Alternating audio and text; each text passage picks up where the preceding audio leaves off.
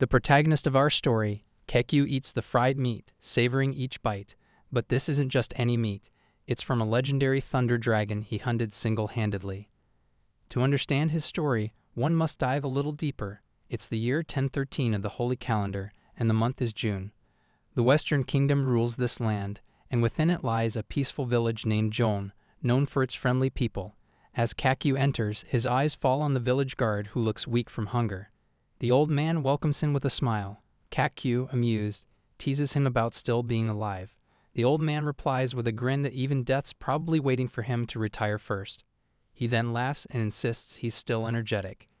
Kekyu tries to hand him the entrance fee, but he refuses, telling the lad to consider himself a part of the village now. Kekyu doesn't agree. He takes rules as seriously as promises and always honors his word. Once inside, Kekyu treats everyone to a feast, preparing fried meat for all. The villagers enjoy the meal immensely as he proudly announces it's his treat. Nothing says blend in like casually feeding a whole village mythical meat. Arnaud, a local, asks if Kekyu truly plans to share such high-quality meat with everyone. Kekyu confirms confidently, revealing the meat came from a dragon he hunted. The villagers burst out laughing, thinking he's joking.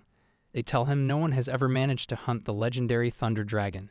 Just then, Arnaud's daughter Alma arrives, firmly defending Kekyu, saying he never lies. Which is true, he lies only when absolutely necessary, like taxes. Kekyu smiles, feeling supported only by her, while Arnaud jokingly claims that Alma must like his ridiculous grinning face and wild hairstyle. Juice, Arnaud's wife, adds that they should believe Kekyu. He's rich enough to afford such high-quality meat. The crowd laughs again, now at Arnaud, and everyone returns to enjoying their drinks.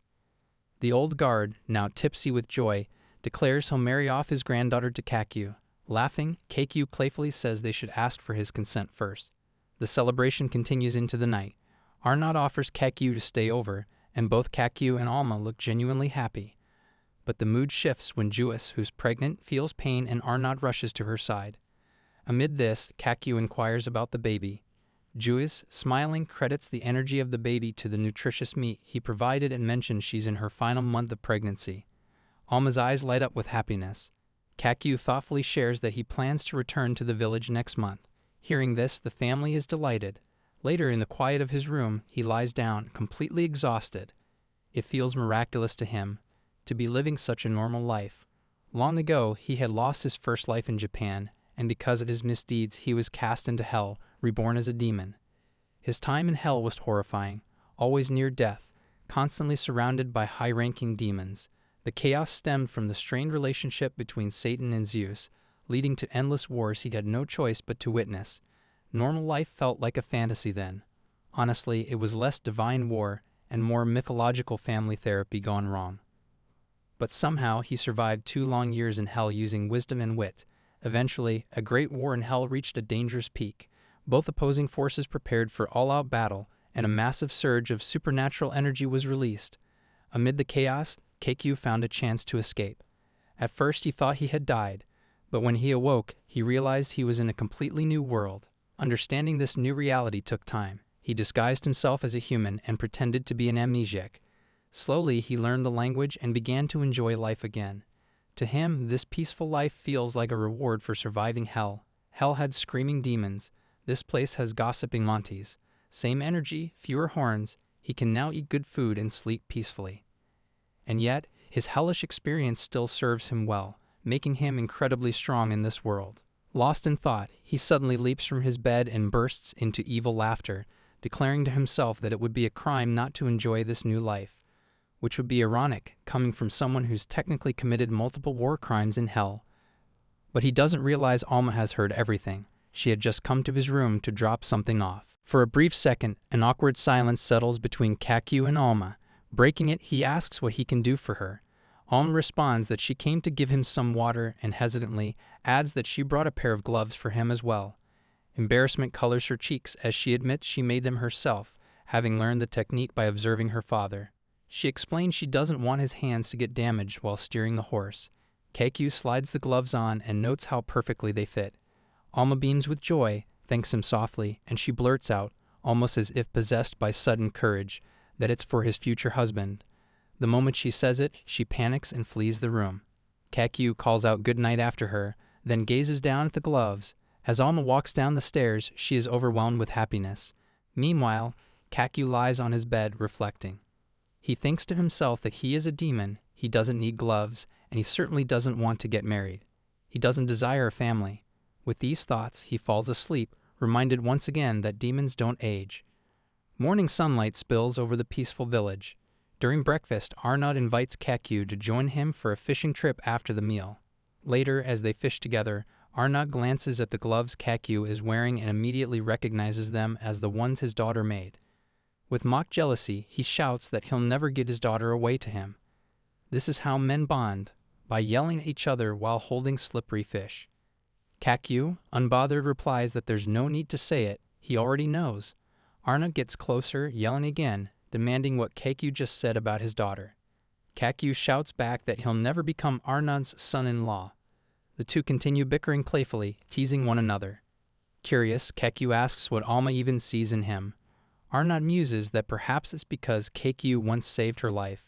Kakyu struggles to remember any such incident.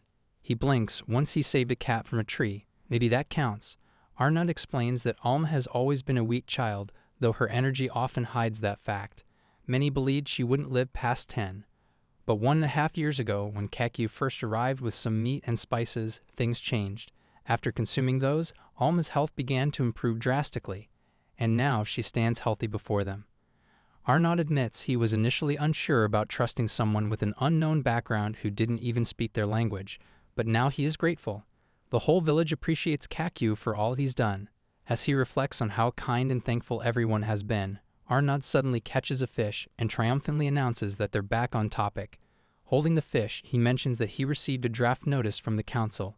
He's going to join the army. Shocked, Kakyu asks why it's so sudden. Arnaud explains that it isn't sudden at all. He's a reserve soldier, and with increased demon activity, the kingdom needs him now. Kakyu is stunned by Arnaud's words. Unaware of Kakyu's true nature as a demon, Arnaud entrusts him with a heartfelt request to take care of Alma and Ars if anything happens to him. Kakyu asks who Ars is. Arnaud smiles and mentions that it's the name of his unborn son. Kakyu is surprised again, asking how Arnaud knows it's a boy. Arnaud replies with full certainty. He knows that this one gonna be a boy for sure. Here Arnaud has fatherly intuition of 40% gut feeling, 60% sheer confidence. He then adds that his own father was devoured by a demon, and no one knows what the future holds. When Kakyu questions why Arnaud trusts him so much, Arnaud says simply that he believes Kakyu is the right person to be family. Eventually, they return to the village, where the villagers help Kakyu prepare his carriage for the journey ahead. He tells everyone he'll be back within a month. Before leaving, he gives Alma a dragon scale necklace as a thank you gift for the gloves. Alma's eyes shine as she receives it, and Kakyu sets off. Soon, he arrives in a nearby city and enjoys trading and spending time there. Afterward, he returns to his magical territory, Valemark. A month passes and July begins. Now in the royal capital of the kingdom, Kakyu strolls through the bustling streets, receiving congratulations as his merchant rank increases. While passing by an outfit shop, a lady shows him a sleek black suit. He tries it on, and during your conversation, he casually mentions that he's from a village. At this, the lady suddenly warns him to be careful. Holy Knights are currently on an expedition in that area. Curious, Kakyu asks why. The woman tells him that the church has recently provided the knights with special symbols that can detect demonic traces, and now those same knights are heading toward his village. She says it like someone casually mentioning that there's a cobra in the backyard. Hearing this, Kakyu is stunned. His thoughts spiral. Are the knights using their power to falsely accuse innocent villagers? Are they taking advantage of ordinary people? When the woman turns to finish her explanation, she finds that Kakyu has vanished. After stepping out of the shop, Kakyu immediately uses a magic spell to erase his footprints. He reminds himself that using teleportation magic in a public area is risky, but time is against him. A strange and dreadful feeling presses on his chest. Without wasting a second, he heads directly toward the village. As he reaches the hill overlooking the village, he suddenly halts. Thick smoke rises from within the village, and his body freezes. His skin turns pale as something completely unexpected grips his eyes. His mind rejects the thought. It must be an illusion, a trick. Maybe it's just dry grass burning, he tells himself. The chimneys of this village often emit large plumes of smoke anyway. Forcing himself to stay calm, He imagines everything will be fine. But when he arrives at the entrance, his heart drops. Nothing is fine. The village lies in ruins. Bodies are scattered everywhere. Fires blaze violently. People are dying in front of his eyes, screaming, burning alive. Kakyu stands paralyzed, unable to do anything. The horror overwhelms him until he breaks down, screaming in pain. Even hell hadn't prepared him for this brand of heartbreak. He shouts the names of everyone he knows, but no one responds. He sees Arnaud, Jewess, Alma, and many others lying lifeless on the ground. Rushing to Alma, he cradles her body in his arms, asking desperately who did this. But she's already gone. Her lips remain sealed in death. Kakyu screams again, begging someone, anyone, to tell him who's behind this massacre. In a surge of agony, he activates his devil eye magic. Now the souls of the dead become visible to him, rising gently from their burned-out bodies. Through the echoes of their last moments, he sees a grim flashback. The villagers try to explain to the knights that they know nothing about any demon. The knights accuse them, demanding proof of where the dragon meat came from. Only a demon could hunt such a creature. Then, labeling the villagers as servants of a demon, the knights order their execution. Seeing all this, Kakyu shudders. His people gave up their lives to protect his identity. Once again, he has failed to save anyone. Why is this world so cruel? His rage boils. He loses control. Gripping onto the last traces of the knight's souls through his magic, he locates them instantly. Using black magic, he conjures a massive fireball. Without hesitation, he hurls it into the sky, aiming directly at the distant location of the knights. The fireball burns with such intensity that it lights up the sky, so bright that even the royal palace far away can see it. People across the kingdom gaze up at the blinding light. Meanwhile, the knights sense something approaching. One of them reports that they're being tracked, but before they can react, the fireball crashes down. A thunderous explosion follows. Its force is so immense that even daylight seems to vanish into darkness. But deep inside, Kakyu burns in a different kind of pain. He's lost too much. Hell had already scared him. Starvation, constant war, betrayal, manipulation. He was forced to consume both flesh and souls to survive. Over time, even his own soul had transformed into that of a demon. When he first arrived in this village, his original purpose was to kill. But the kindness of these gentle villagers had turned his hatred into hope. They accepted him, treated him like one of their own. For the first time, he felt happiness. Ate real food, he smiled, but now it's all been torn away. Fury burns anew. He curses Satan, blaming him for ruining his life. But in that moment of emotional collapse, a dark soul approaches. It coils around him, whispering that he must destroy everything. It tries to convince him that destruction is his purpose. He is a devil after all. The voice awakens something deep within him. His true demon self rises. Standing tall, he lets out a deafening roar that echoes across the land. But just as he prepares to lose himself, Alma's soul appears and grabs him. He stops. Kakyu tells her that he can't stop now. What happened was wrong. This world deserves to burn. Destruction is in his nature. But she refuses to let go, holding on stubbornly. He kneels beside her, breaking down. He confesses that he's lost everything. These villagers were like family to him. As he tries to continue, Alma hugs him tightly. Slowly, her embrace begins to calm him. His rage fades. He starts to recover from his demon state. Then something catches his attention, a wooden chest lying nearby. He approaches it cautiously. As he gets closer, he hears a sound coming from inside. Opening it, he finds a baby boy, alive. Around the child's neck is the same necklace Kakyu once gave to Alma. The necklace glints, as if saying, "Surprise. You're a dad now." At that moment, memories rush back. He recalls the conversations with Jewess about his child. Arna had once said that if it were a boy, he would name him Ars. Now crying, Kakyu pulls the child into his arms and holds him close. Softly he begins calling him by that name, Ars. Raising him toward the sky, Kakyu makes a solemn oath. From this moment onward, Kakyu the demon accepts Ars as his own son. He promises to raise him as the happiest person in the world. Though he never gave Arnaud a promise back then, he now does so with all his heart. Far above in the sky, within the realm between earth and hell, two opposing powers play chess. Each blames the other for sending Kakyu into this world.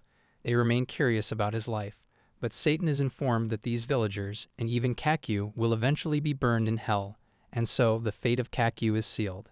Because the same child he has chosen to call his son will one day be the one who kills him, And now a strange journey begins, one between a demon and the very child destined to end him. Inside the demon realm's central territory, deep within the grand palace of the demon emperor, the servant Theokia stands before the Decon Lord. With a bowed head, he announces that he brings crucial news for his majesty. Calm yet urgent, he reports the aftermath of a powerful fire spell cast in the human realm, how it incinerates and annihilates an entire squad of holy knights. Every detail of the incident is delivered with precision. As the news settles in the chamber, Demon Lord Zelm Nalkinos Lucifer raises his eyes in surprise. He remarks that the spellcaster who executed such a devastating technique must either match his own power or exceed it. The moment these words leave his lips, silence spreads across the palace. Everyone is stunned. Theokia then shares that it was the subordinates of the insect lord who informed him about the fire spell's location. They have already deployed an investigation unit to examine the site, but Lord Lucifer narrows his eyes and firmly instructs Theokia not to involve the insect lord in this matter, citing the latter's poor past record. Theokia nods and respectfully notes the instruction. Standing nearby, the demon lord's son, Hades, watches closely. He expresses his willingness to investigate the incident himself if his father allows it. Before he finishes speaking, his sister lightly scolds him, reminding him to address their father as Your Majesty in the royal court. Even demons know sibling scolding hits harder than any blade. Lord Lucifer listens, but his thoughts drift elsewhere.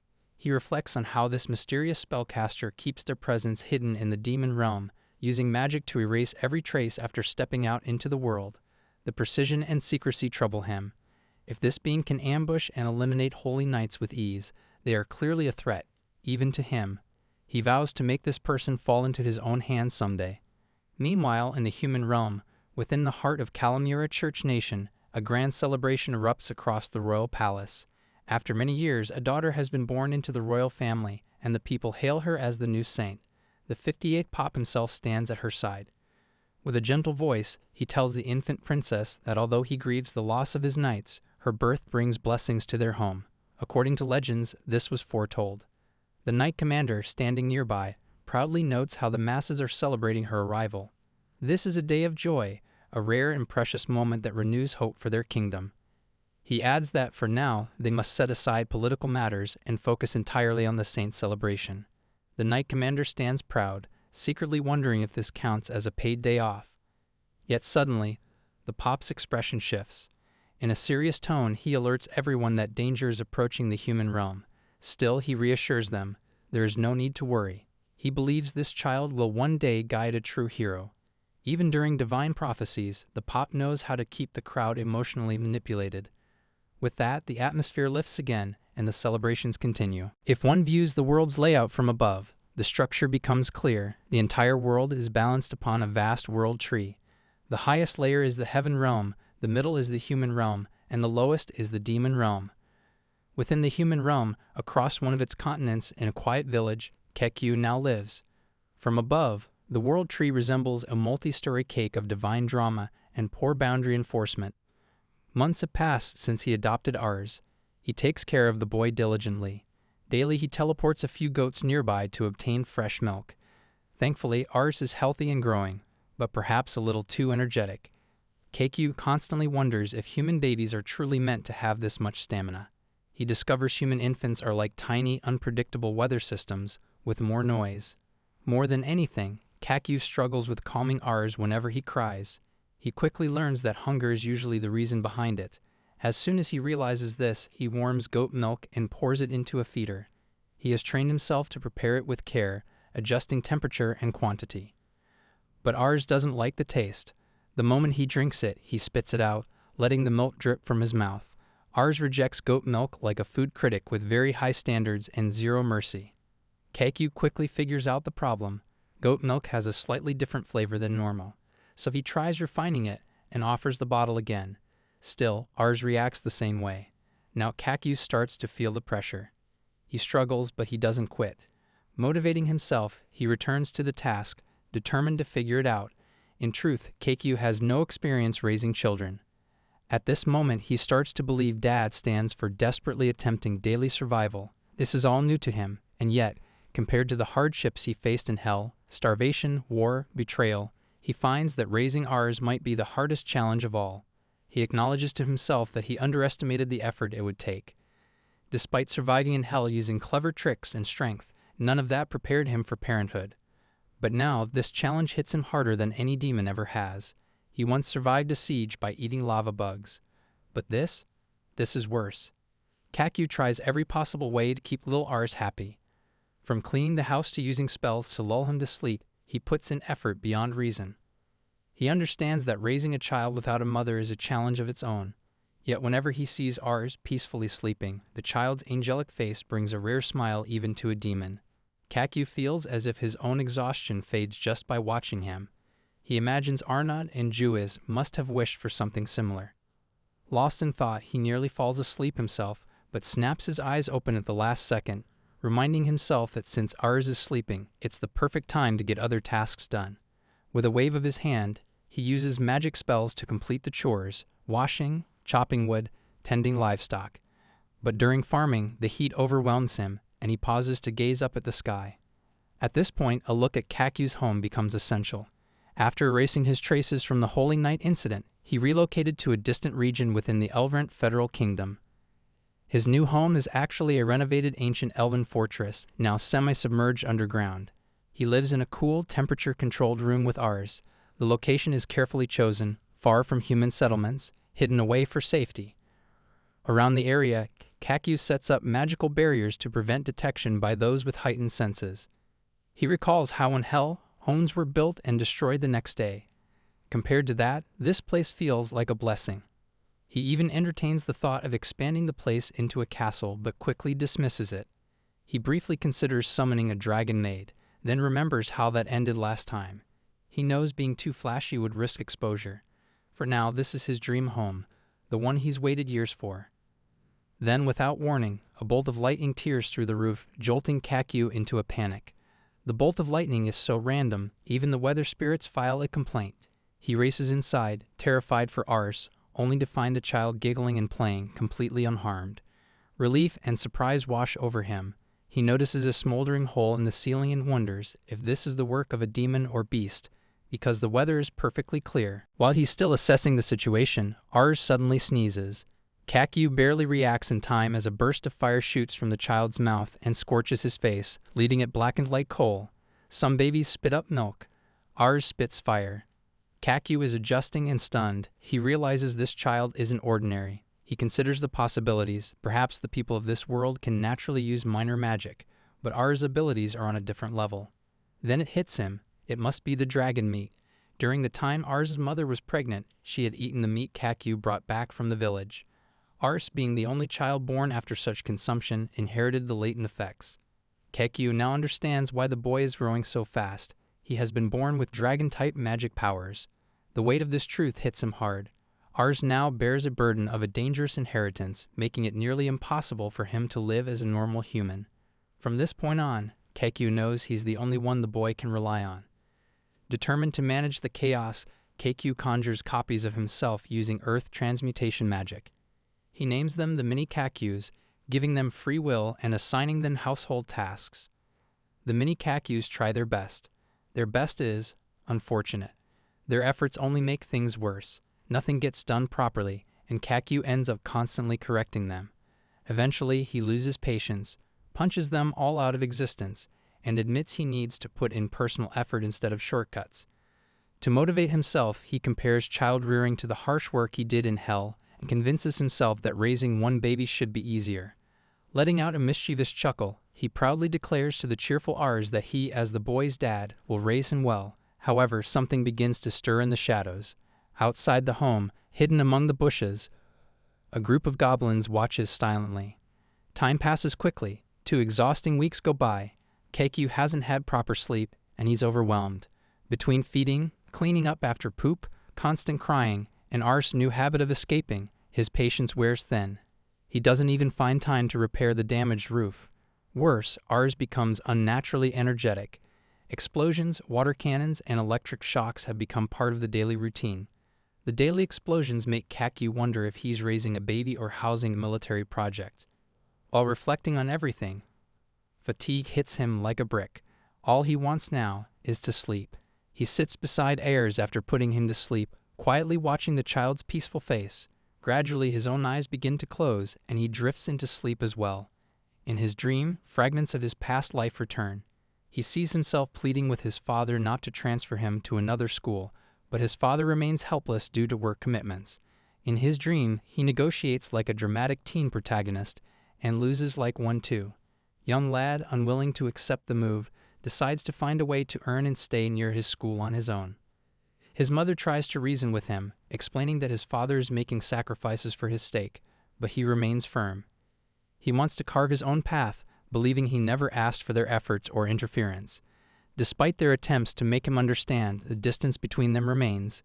The scene shifts into a rare happy family moment, laughter and warmth surrounding a dinner table, but the dream soon begins to fade. A strange unease creeps in. Suddenly, Kaku senses something wrong. In an instant, he realizes that goblins are attacking from behind. He narrowly dodges their swords and retaliates, swiftly cutting through them in a short but intense fight. As the last goblin falls, he wonders how they got this far in. Confusion floods him. How long was he asleep? He glances around frantically and feels a spike of panic. Ars is gone. A surge of dread grips him. His mind races with the worst possibility. The goblins have taken Ars. Right from under his nose, he bolts out of the house and immediately casts his devil eye spell, tracking the goblin's traces with focused desperation. Exhaustion weighs on him and frustration mounts. He feels his magical barriers are failing him in this moment of need. Pushing through the tension, he sprints toward the forest, repeating to himself that Ars must be safe. Nothing should happen to him. As he nears the forest's edge, his eyes catch an unusual sight. A single elf stands there, clutching a goblin by the throat with one hand and holding Ars protectively in the other. A metal slave collar rests around the elf's own neck. Kaku's breath catches. This isn't an ordinary elf. It's a dark elf. And despite her bound state, she radiates power. She meets Kaku's gaze with a sharp, guarded expression and speaks in a language he doesn't understand.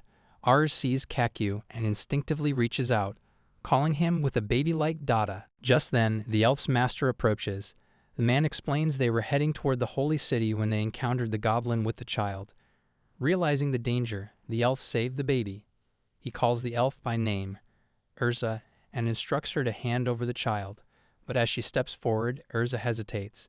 She eyes Kaku suspiciously and demands proof that he's really the child's father. Her tone sharpens as she questions what a human like him is even doing deep in the forest with a baby. In her view, it's more logical to suspect him of being the kidnapper. Kaku is taken aback. The accusation stings, but it also brings a sharp realization. He truly is the only father figure Ars has now. There's no one else. But the words to explain this escape him. He walks up to Urza and calmly tells her he can't share the details, but this child is more important to him than anything else in the world. As he speaks, his heart begins to glow, a radiant pulse of sincerity. Urza notices it, and her stern expression softens. She apologizes for the questioning, admitting it was natural given the situation. Kaku reassures her that her suspicion is valid. Anyone would do the same in her place. He thanks her for saving his child, but Urza doesn't accept his gratitude. She reminds him that she's just a slave and walks back silently to sit in her cage. Kaku and the others continue on, but his thoughts linger. He had already noticed the slave collar around her neck, but pretended not to. Now, after hearing it from her own mouth, the truth settles heavier. He looks down at Ars and feels the weight of responsibility press deeper into his soul. He knows Ars only has him now, and he can't afford to lose anyone else after what happened to the village. The fear of loss grips him harder than ever. Since that day, he's forced Ars into a lonely life, shielding him from friends, affection, or connections. Maybe that's just what fathers do, protect their children in their own flawed ways. As he glances at the gloves Alma once gave him, he vows that if new people ever become important in their lives, he'll protect them this time, no matter what. He holds Ars close and asks him what he wants. Ars, with a child's innocence, shares a vision, a family, warm and whole. Kaku, touched, understands his son's silent wish, his demon instincts stir, resonating with the dream. He finally admits to himself, Ars needs a mother. And the first face that enters his mind is Urza, because perhaps what they need now is someone who can become part of their family. In the southern stretch of the Elverant Federal Kingdom, near the vast expanse of the Great Forest, a commotion stirs. There is noise, movement, and an odd kind of celebration. A group of individuals, thugs by trade, find themselves overwhelmed with disbelief and excitement. Against all odds, they have stolen dragon eggs. Not just any eggs, but the rare and dangerous fire dragon's eggs. One of the thugs tries to high-five another but misses completely, saying they're gonna be rich, or roasted. Hopefully rich. Yet the danger is far from over. They must escape the forest before the consequences catch up. To create a diversion, the thugs release their 8 combat slaves and 4 S-rank demons, ordering them to distract the dragon and lure it toward the waterfall. Their plan hinges on keeping the dragon busy long enough to secure their escape. The group's leader informs everyone that the eggs will be divided using a 3-to-1 ratio. Some members voice disagreement, stating they will negotiate with their boss before accepting such terms. Before tensions escalate further, one of them spots something terrifying. The fire dragon is free and heading straight for them. They freeze in place like a bad theater troupe caught mid-rehearsal. The beast, in its rage, evaporates the entire waterfall. One thug whispers, saying, "Well, sadly their shower is no more." Now wounded and in pain, the dragon grows even more dangerous. But instead of charging toward the thieves, it turns toward the nearby town. Thanks to a cloaking barrier the thugs cast around themselves, the dragon can't sense their presence. It unleashes its wrath elsewhere. That elsewhere is Port Town, situated 80 kilometers from Kaku's hideout. It's a bustling place beside a river, where merchants travel frequently. On one side lies civilization, and on the other forbidden dragon territory. Port Town, due to its location and traffic, is infamous for slave trading. It's the kind of place where you can buy a sword, a slave, and a secret, all from the same vendor. Kaku arrives at the town with little Ars. He feels nervous. It's been a long time since he's been around this many people. Locals stare at him, their eyes heady with judgment. Kaku begins to suspect that either his robe is too fancy, or his deodorant's too suspicious. Since this is the nearest town, he has no choice but to come here. Despite the discomfort, he is on a mission to buy a reliable slave who can act as a responsible caretaker for Ars. Ever since the kidnapping incident, he has grown uneasy. He doesn't want a spouse, just someone dependable enough to be part of the family and shoulder the responsibility of watching over Ars. The crowd continues to stare, and then he overhears a group of boys whispering and calling him a rich sucker. That's when he realizes he might be dressed too extravagantly. Annoyed, he slips away to a quieter corner, sits down, and exhales. Buying groceries would have been easier. But no, he had to shop for a whole human. This is already proving more overwhelming than he expected. Worse yet, the quality of slaves is disappointing, mostly criminals turned servants. None appeared trustworthy enough to handle a child. One guy even offers to babysit Ars for the low price of Kaku's liver. His thoughts drift to Urza, the elf he encountered earlier. Strong, dependable, and trustworthy. Exactly the kind of person Ars needs, but he missed his chance to buy her, and now regrets start creeping in. The regret hits him harder than a missed sale on enchanted diapers. Still, he knows he can't afford to dwell on them. As he hears Ars laughing nearby, he reminds himself that action, not regret, will get him results. He must stay alert and find someone suitable. Nearby, some townspeople are talking about a famous merchant arriving at the port. For them, this is a rare opportunity. Kaku hears the name and instantly guesses it must be Sebasta. He recalls Louis Sebasta, owner of the Sebasta companies and one of the greatest merchants of this generation. Kaku suddenly yells in excitement, recognizing the merchant, while little Ars happily echoes him. Kaku feels hopeful now. He's certain something useful will come out of this and decides his new goal for the day is to find Sebasta. And if not, at least Sebasta might be selling patients in bulk. Elsewhere, near the Elbat River, Urza sits alone in an abandoned house. Her thoughts are heavy. She reflects on how she, someone who trusts no one, handed over a child so easily. The thought unsettles her. Just then, her master arrives to inform her that their ship is ready. She rises silently and walks with him. Meanwhile, in the marketplace, Kaku runs from an angry merchant who chases him down a narrow alley, shouting insults. This is what he gets for raising a fire-spewing toddler without insurance. Apparently, Ars sneezed and accidentally blew fire across a store, setting it ablaze. Now chaos follows. Kaku knows he can't use teleportation or magic here, not with this many people around. He's trapped, cornered completely.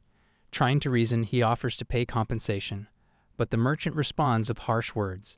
Kaku stands quietly, realizing it's been a long time since someone spoke to him like this. Honestly, it's kind of nostalgic, like a warm slap to the ego. Kakyu and the angry merchant are in the middle of a heated argument when chaos erupts in the town. A loud roar pierces the air, and everyone instinctively looks up. Panic spreads like wildfire. People scream and scatter in all directions. A massive fire dragon descends upon the town, releasing waves of heat with every wing beat. One local just mutters that he knew skipping dragon tax would come back to bite them. But it is the same dragon whose eggs were recently stolen.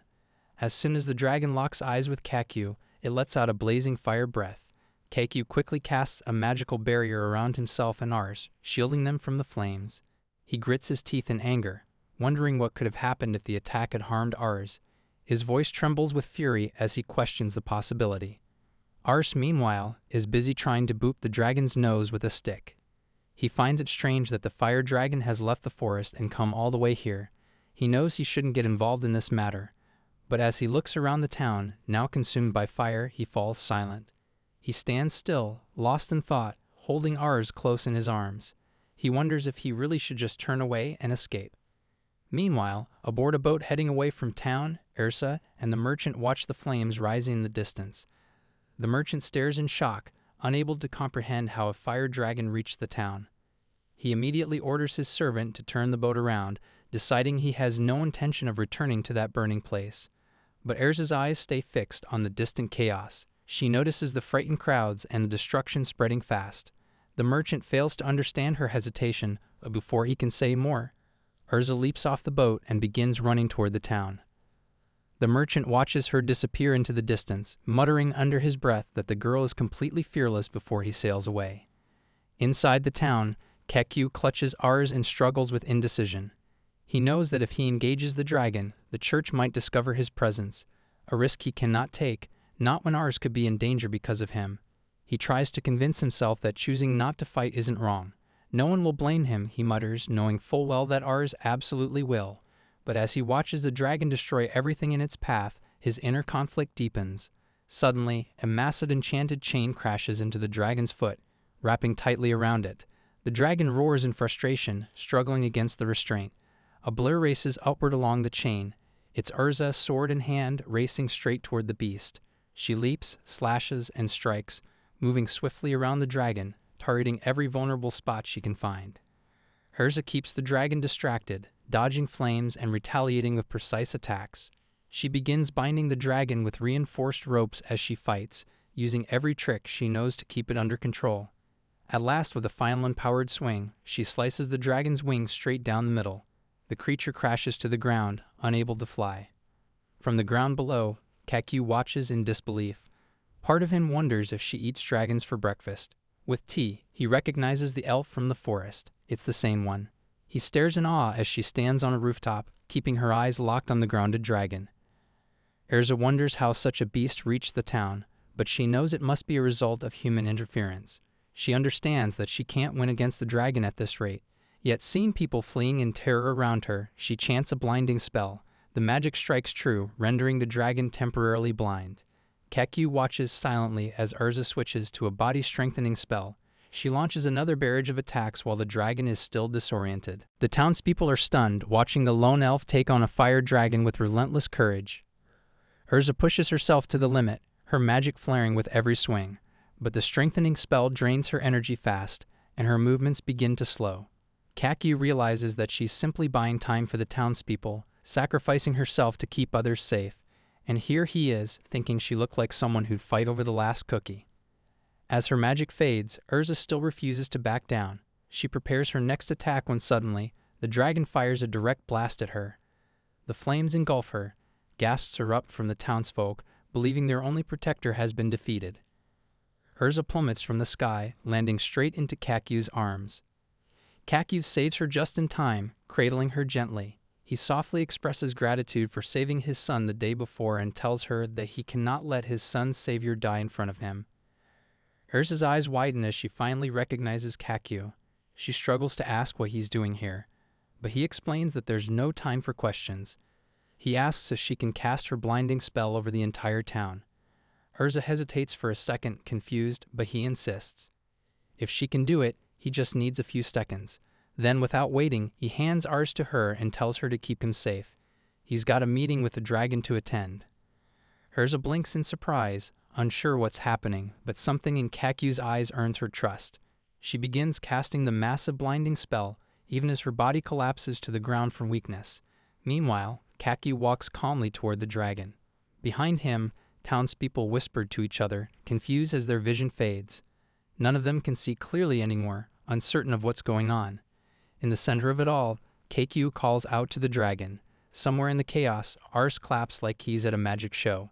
The beast hears the voice and charges straight toward him. Kaku doesn't flinch. He gathers his magical energy and unleashes a devastating fire spell, one powerful enough to shake the earth. The fire crashes into the dragon, engulfing it completely. The dragon cries out in agony before collapsing, lifeless. Urza, watching from the ground, stares in complete disbelief, her mouth slightly open in shock. Ars, however, laughs cheerfully, having watched his father win the fight with ease. Kaku approaches Urza, says her name softly, and takes her hand. He looks into her eyes and asks if she would consider becoming the mother of his son. Urza freezes stunned. She can't even begin to understand what's happening. Urza blinks twice, muttering that she thinks the dragon hit her harder than she thought. One moment, this man was fighting a dragon, and now he's casually proposing. Meanwhile, the townspeople remain confused and blind, still trying to figure out what just happened. The story shifts to Urza's perspective, going back to a few months earlier. In the magical country of Lurens, within the royal castle, the first prince, Eliad Lurens, summons Urza to his chamber. Urza braces herself. Last time he summoned her, she ended up babysitting his pet peacock and writing 5 haikus about war. Urza, known as the Elf of Dusk Magic, holds a strong reputation in the intelligence department for her loyalty and skill. The prince gives her a special mission, stating that he has received intel about a forbidden magical tool being exchanged soon in the Knight's Quarter. For the safety of the citizens, he tasks Urza with investigating and stopping the exchange herself. She nods like a professional, but mentally adds, if this turns into another royal prank, she will switch sides. Accepting the assignment, Urza sets out and discreetly positions herself in the Knight's Quarter, watching the area from a safe spot. She's crouched in a barrel. It smells like fish and betrayal. She keeps her eyes on every movement until she finally gets the opportunity to strike. She launches an attack, injuring a masked individual and quickly lifting the figure onto her shoulder to bring them back to the castle for interrogation. However, during the journey back, something unexpected happens. The masked person speaks her name, and the voice immediately shocks Urza. It's a voice far too familiar, one she never thought she'd hear in such a context. She removes the mask and sees the unthinkable. It's His Majesty himself. The realization is devastating. Urza's soul leaves her body, writes a resignation letter, and floats into the sun. The scene quickly spirals. Urza is accused of attacking the king, and without a fair chance to explain, is declared a criminal and enslaved. In truth, it's a setup. She insists the prince gave her the mission, but the same prince silences her with a loud rejection, claiming she's speaking nonsense. He says he was away on official travel at the time of the attack, leaving Urza's pleas unheard. She also asks her senior Anisama to investigate the matter himself, but no one believes her. He gives her the same look people give soup after finding a hair in it. Everyone turns a blind eye, and she is dragged away in chains. She considers asking for a receipt. Might need proof when she sues everyone later. Inside the prison, Urza overhears people speaking. They mention that His Majesty is currently in a coma, but they are relieved he's alive. Still, the crowd's demand is clear. They want Urza executed. Sitting alone, Urza reflects in silence. The prince has betrayed her. Everyone has. She trusted them all from the start, and now each of them has played a part in her downfall. The one man she saw as a father figure is the one she's accused of harming. The pain of this truth is unbearable, and she breaks down in tears, unable to forgive herself for something she knows she never intended to do. She cries so emotionally, even the prison rats respectfully give her space. Suddenly, someone appears at her cell. It's a merchant named Sibaz. He calls out to her and takes her with him to a distant city called Elvrent, an ancient elven town. He tells her he brought her here because someone might be interested in buying her, and he wants to avoid drawing any more attention through further inspections. He adds that if any magic beasts show up along the way, he'll rely on her strength to protect them.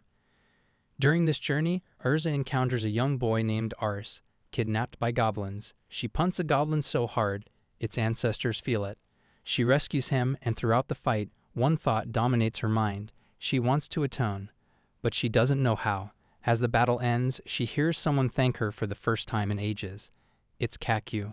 He expresses his gratitude for saving Ars, but Erza replies with emptiness in her voice, explaining that thanks are wasted on her. She is a slave now.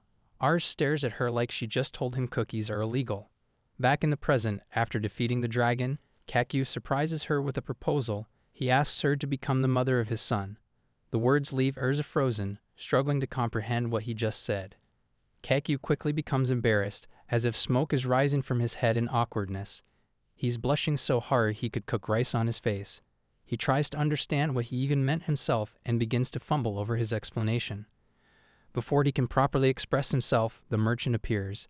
The moment Erza sees him, she immediately recognizes him and speaks his name, Sebas. Kakyu is startled. He never met Sebas personally and didn't realize this man was the same one. Sebas approaches them and, noticing Kakyu holding Erza's hand, politely asks if he is disturbing anything. Kakyu panics so fast he almost proposes again, to Sebas this time. They assure him that he's not. Sebas mentions how surprised he was to see the dragon defeated, assuming it was Ursa's doing. But before she can correct him, Kakyu jumps in with a long tail, enthusiastically recounting everything to cover the truth. Meanwhile, Erza begins to worry about the children, but Sebas reassures her he has already saved them. It becomes clear that the children are illegal, illegitimate slaves, trembling and crying from fear.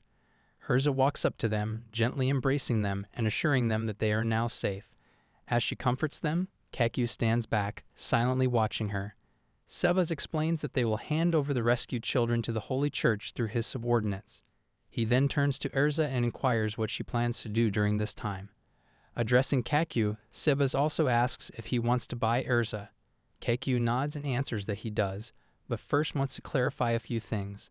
Introducing himself formally, he explains that he comes from the Ural Kingdom, located on the other side of the sea.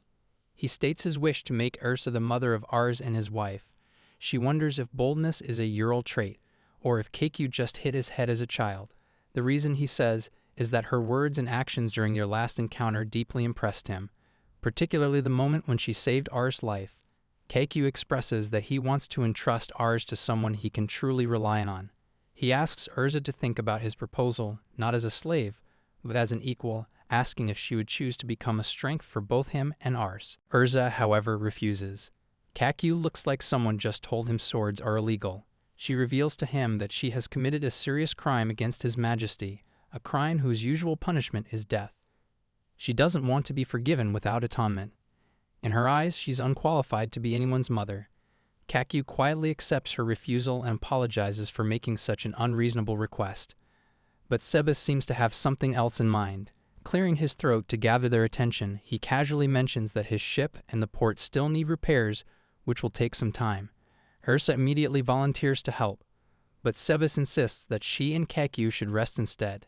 He then hands some bandages to Kakyu and leans in to whisper near his ear that this time he should give it his all. Kakyu nods like a man receiving life advice from a raccoon in a business suit. Kakyu leads Erza away, and they sit down together. He starts bandaging her injured feet, and while doing so, activates his devil eye. His intention is to see into Erza's true emotions. What he witnesses surprises him. Erza has been betrayed by someone very close to her, someone she had remained loyal to until the end. This betrayal is likely what drove her to reject him earlier. As Kakyu processes this, he looks at her and reflects on how people usually spiral into despair after being betrayed. But not Erza. She remains composed, helping those around her. This quiet resilience only deepens his feelings for her. He feels drawn to her strength and affection. After finishing the bandaging, Kakyu thanks Erza for taking care of Ars. At this point, Ars remains fast asleep. Erza looks at Kakyu and realizes why she has started to trust him. It's because, once again, he has entrusted his child to her without hesitation. This silent trust touches her heart. Just as warmth begins to grow within her, the memory of her past betrayal suddenly resurfaces, and her heart closes up again. Kakyu, not giving up, tries one more time. He recalls how Erza said she wasn't fit to be a mother, but tells her he doesn't believe that. He admits he doesn't know what crime she committed, but he's certain she must have saved many lives as well. Her protective instincts mattered to him. Even if she made mistakes, she just risked her life to protect the town. That kind of power, the one that protects others, is the strength he wants for both Ars and himself. Urza has no response. Then Kakyu gently points out that she's already punishing herself, living as a slave, doing labor, accepting harsh treatment. But is that really what she wants as compensation? Would she truly choose to live like that forever? Suddenly overwhelmed, Urza begins to cry and screams in frustration. She demands to know what else she can do. Should she just give up her pride, pretend to be happy beside Kakyu, and forget everything His Majesty meant to her? She says she can't even bring herself to express her true feelings to someone as strong as Kakyu.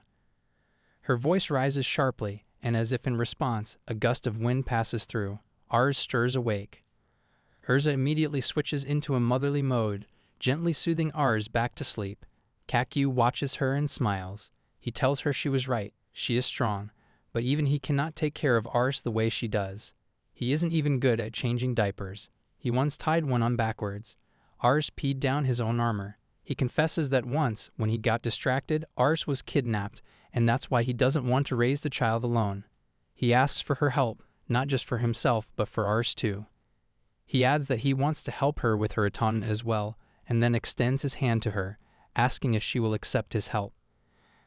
Ursa's mind flashes back to a memory from her time with His Majesty at the orphanage.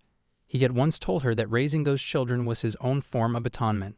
For all the uncertain choices he had made in life, he warned her that a day would come when she too would have to dirty her hands for the country's sake. But in those moments, she must remember what truly matters. He believed her power existed for the future of those children. Remembering his words, Urza feels deeply moved. She resolves to carry His Majesty's will forward and vows to create a happy future for the children. Hearing this, Kakyu smiles and holds out his hand again, telling her that their goals are aligned. He urges her to stand and join him to make Ars' life a joyful one. Urza hesitates, fear still lingering in her heart from the betrayal she endured. But Kakyu gently grabs her hand and assures her that he won't betray her. He tells her not to worry, he will prove it. And Urza, watching him silently, wonders what Kakyu plans to do now to prove those words. While Kakyu and Urza are engaged in battle with the dragon, events unfold separately on the ship. Siva stands near the deck, watching the distant chaos through a scope when one of his attendants rushes to him in alarm. The servant insists they must leave immediately, urging Sebas not to pursue the girl. Despite the warning, Sebas calmly declares that he intends to follow her and firmly orders the ship's steering to be turned. The servant blinks like Sebas just said he's going to wrestle the dragon with his shoe. Confused and frightened, the servant questions his decision. He reminds Sebas that a dragon is rampaging nearby, and that the girl is merely an abnormal slave, certainly not worth the risk. But Sebas counters with quiet authority. He says that protecting that mere slave is part of their duty. As the ship's helm is turned according to his command, Sebas reveals an additional reason for his resolve. Before departing the palace, a certain individual had entrusted him with a specific instruction, to bring Urza back with dignity and respect. Now as Sebas peers through his scope again, he observes that the dragon has already descended close to the ground. Children are seen trapped and in danger near its path. Without hesitation, Sebas redirects the ship toward them, his mind set on their rescue. While Urza and Kakyu sit quietly outside, tending to each other's wounds and exchanging heavy thoughts beneath the calm, a different storm brews within the heart of the town. Amidst the rubble and smoke, the old merchant, whose store had burned down earlier due to Arza's accidental sneeze, wanders the streets in search of understanding. His gaze locks onto the massive dragon's body, now lying motionless on the ground. A look of disbelief crosses his face. He wonders how such a powerful creature could fall so suddenly. He thinks about what happened earlier as he can make sense of it. He recalls when darkness descends before his eyes, as though the sky itself turns black. A rumble of thunder roars above, followed by the unmistakable sound of a devastating lightning strike. The merchant instinctively moves with the gathering crowd toward the impact site and arrives where he is now standing. As when he arrives, he sees it clearly. The dragon has truly been brought down. He stares, stunned. This couldn't have been the work of humans, he thinks. If not some freak natural disaster, then perhaps someone else has arrived, someone powerful. Before he can process more, noise erupts around the dragon's corpse. Merchants and townspeople begin to surround it, their eyes gleaming with greed. Each of the creature's scales, they say, is worth 10 gold coins. Chaos breaks out as many rush to claim their share, stripping the body for wealth. At that price, even the town cobbler is now a part-time dragon hunter. Driven by desperation to recover his losses, the old merchant runs toward the fallen dragon. He climbs onto it and raises his voice above the noise, demanding that everyone listen to him. When one of the other merchants questions his identity, he responds not with words but with steel. In a flash, he draws his sword and slashes the man's throat without hesitation. Blood spills across the dragon's hide. With eyes blazing and voice cold, the merchant declares himself Rudra, the Lion King. He announces that from this moment forward, he will rule the entire town. As the Lion King returns to power, he demands the townspeople submit to him. In return for their obedience, he promises work, shelter, and stability under his rule. Hence a new king has risen, one not of myth, but of blood and gold. Here I am.